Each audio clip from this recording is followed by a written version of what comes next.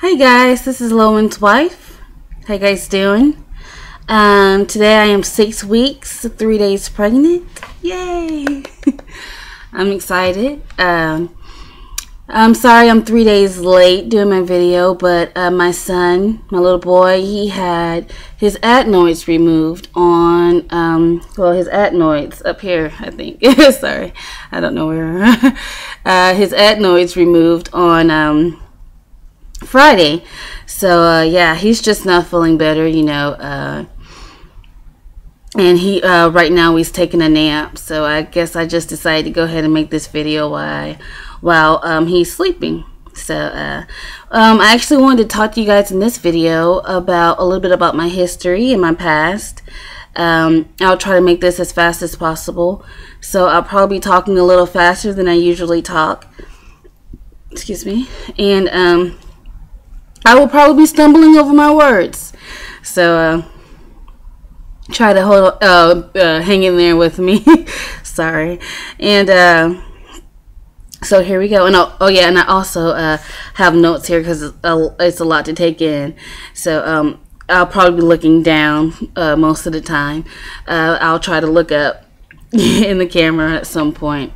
So yeah, here we go. So in 2002, I was diagnosed with Hodgkin's lymphoma, which is a cancer of the lymph nodes, and I was 19 years old when that happened. So I did the chemotherapy stuff, and I went into remission, and then about a year and a half later, it came back. Yeah, and I was 21 when that happened, and so we did the whole chemo thing again. Me and my mom, you know, and my sister and my brother. That's why I say we, but I did the whole chemotherapy thing again, and of course I went in remission again, and yeah, and so I went on with my life, and then when I turned 23, it came back again, y'all. It came back again for the third time, and yeah, I was pretty devastated, you know. I was 23, scared, lonely, even though I had family. You know, you don't really, unless you're going through that situation, you don't really don't understand how lonely it gets, you know, in that situation. Yeah, I didn't think I had enough. I didn't think I had enough fight in me anymore.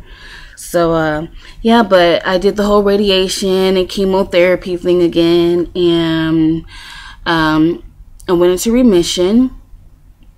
And then by that time, the doctors kindly let me know that I should not expect any children whatsoever, and because I had so much chemo and radiation, so I should not expect any children whatsoever. And I was crushed.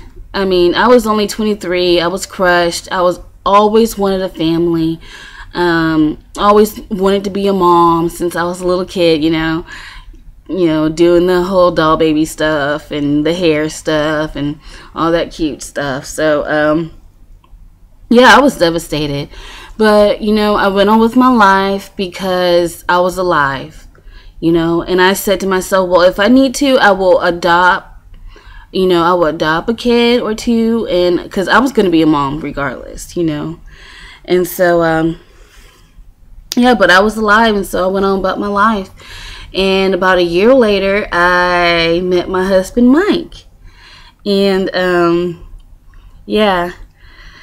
And I told him about my history and about, you know, about the cancer and about not being able to have kids and things like that. And he told me he was gonna stick by me no matter what. And so, plus he already had a daughter, and her name's Abigail. She's so precious, and she wants to be an actress when she grows up. So she is just a drama queen. But I love her to death. She's amazing. Anyways, so yeah, a few months in our relationship, I started feeling sick, like flu symptom sick, like cold sick, a cold symptom sick. So, you know, I was in bed, and then Mike came over, and he looked at me, and he was like, you know you're pregnant, right? So I was just like, Mike, you know, don't even think about getting my hopes up. The doctor said that I was not able to have any children whatsoever. So, yeah, I kind of just threw that out the window. And about a week later, I was sitting on his couch at his house, and he walks out the door, and I'm like, where does he think he's going? You know, he doesn't say anything to me. He just walks out the door, and a few minutes later or something like that, he comes back with a couple of pregnancy tests, you know, the boxes in his hand, and I was just like, whoa. You know what I mean? And but I went ahead and I took them. The first one I took, the line was very faint, very light, could barely even see it. The second one I took, it was a little clearer, but still not that, you know, not that definite or anything, for me at least. And so Mike looks at me, and he's just like, well, congratulations, you're gonna be a mom. And I was just like, oh, no. You know, but he said it more like, congratulations, you're gonna be a mom, you know, like patting himself on the back, because he knocked me up when I wasn't supposed to, you know, wasn't supposed to even get knocked up or anything like that. You know how men are. So yeah, so I went home, and I took an extra test with me, and because I wanted to do the first morning urine. And so yeah, I got up that morning, took the test, and sure enough, it was bright. I mean, it was very clear. And so I was really happy. You know, I was shocked, of course, but happy. And then on November 29th, 2009, I had my Kingston poo.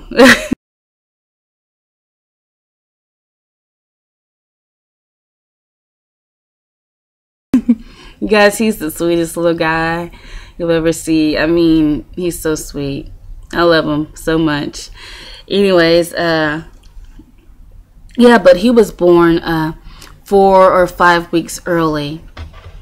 So, because I ended up having preeclampsia with him, and I had to be induced. So, they took him on November 29th, 2009, and, you know, they were waiting to rush him to the NICU or whatever. But he was just fine when he came out, you know. It's kind of hard to make him breathe at first. They were, like, pinching him and poking him on the bottom of his feet and stuff.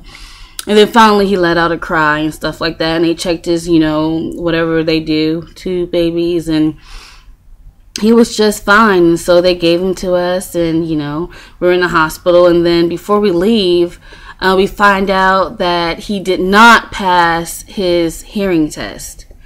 And so we were like, wow, what's going on, you know? And so they referred us to a specialist, and we got his hearing tested, and come to find out he has mild to moderate hearing loss in both ears.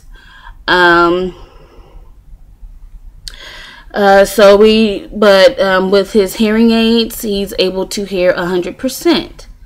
So we're really blessed about that. We're blessed that he's able to hear 100% with his hearing aids, and he's so good with them, you guys, because I guess he figured out that he can hear better with them on than without them. And so he leaves them on, you know, all day long, unless, you know, I take him out or Dad takes him out when he takes a nap or when he gets a bath. Excuse me. And so, yeah, but he leaves. He's really good with them. We're surprised because he's not even 2 yet. So, yeah. But where was I?